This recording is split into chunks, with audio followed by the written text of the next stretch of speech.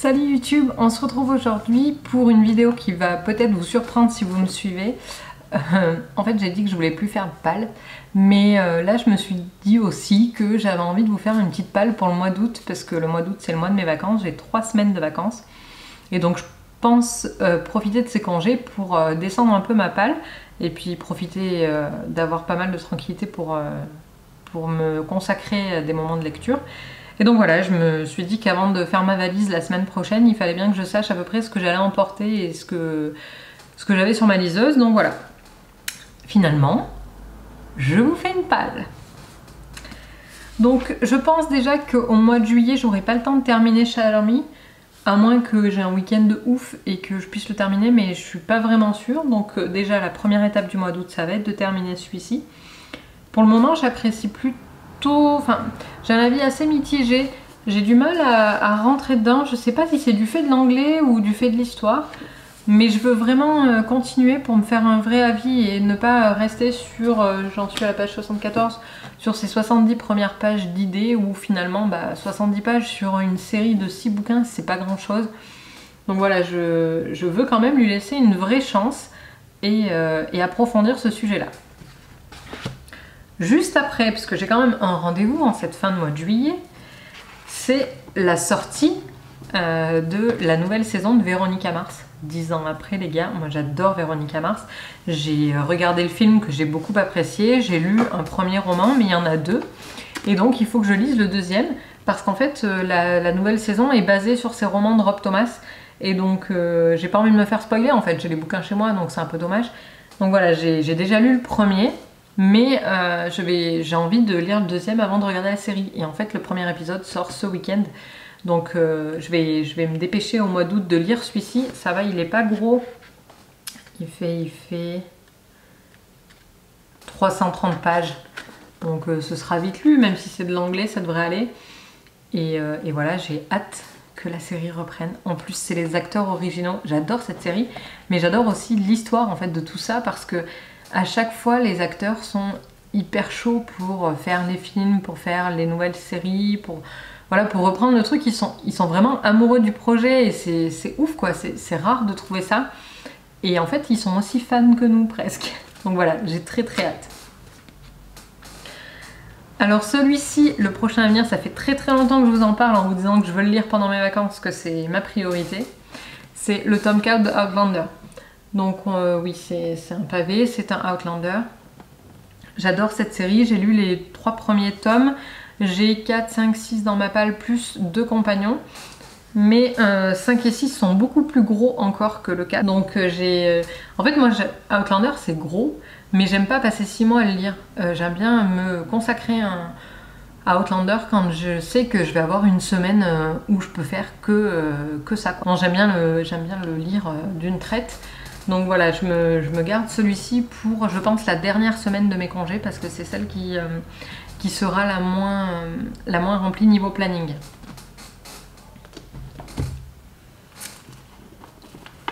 Elle est un peu ambitieuse ma palle, hein, j'en ai bien conscience. Donc je pense que ces 3 derniers là qui arrivent, c'est pas certain que je les lise en août, même si ça reste un objectif. Donc il est fort probable que je lise le tome 2 des origines de The Mortal Instruments, donc le prince mécanique de Cassandra Clare. J'ai pas envie de laisser trop d'espace entre mes lectures pour pas oublier les histoires. Donc voilà, j'ai lu le tome 1 au mois de juin, j'avais fini en mai la saga de Mortal Instruments normale.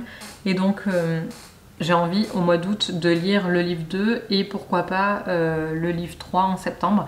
Comme ça, je pourrais aussi enchaîner sur la 3e série qui est Renaissance.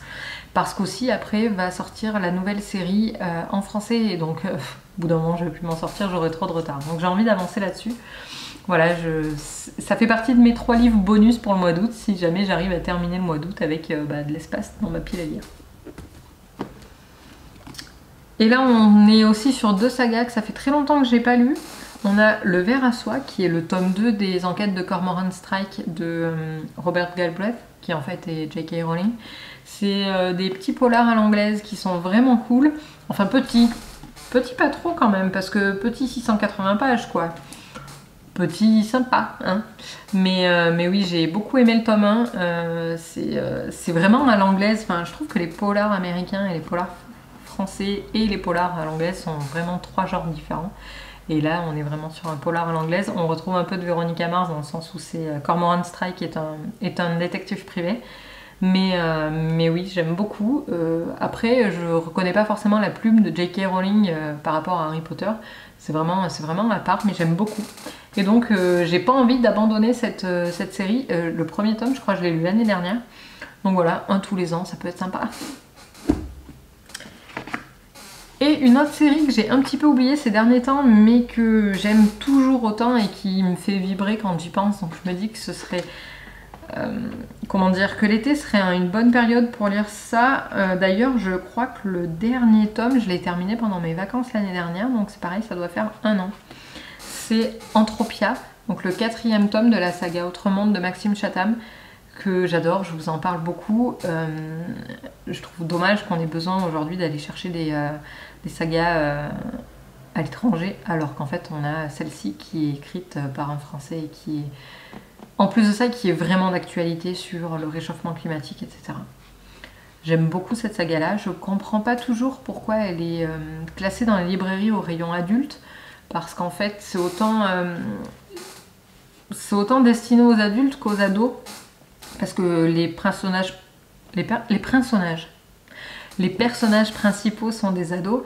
Donc voilà, c'est aussi pour un public d'adolescents. C'est pas du tout dur à lire.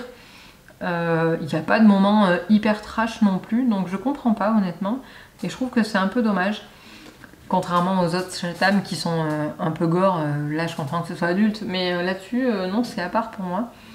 D'ailleurs, il y a une édition collector au livre de poche qui est sortie cette année pour Noël, qui regroupe tous les tomes en 2 livres, et elle est vraiment canon. Bon, je l'achèterai pas parce que ce serait vraiment juste pour le plaisir d'avoir un bouquin dans ma bibliothèque, mais voilà, j'ai très hâte de continuer cette série, et je sais que si celui-là je le lis pas au mois d'août parce que ma palle est un peu ambitieuse, je le lirai certainement en septembre ou à l'automne pour me replonger dedans. Il me reste donc 4 tomes en fait finalement à lire, enfin 5 en comptant la préquelle, mais elle est vraiment très courte, et j'aimerais bien la terminer en 2019. Voilà, j'espère que cette vidéo vous a plu. N'hésitez pas à me dire en commentaire ce que vous allez lire pendant vos vacances, ce que vous allez lire sur la plage, ou même si vous partez pas comme moi en vacances, ce que vous allez lire juste chez vous. Je vous souhaite de bonnes lectures et je vous fais de gros bisous.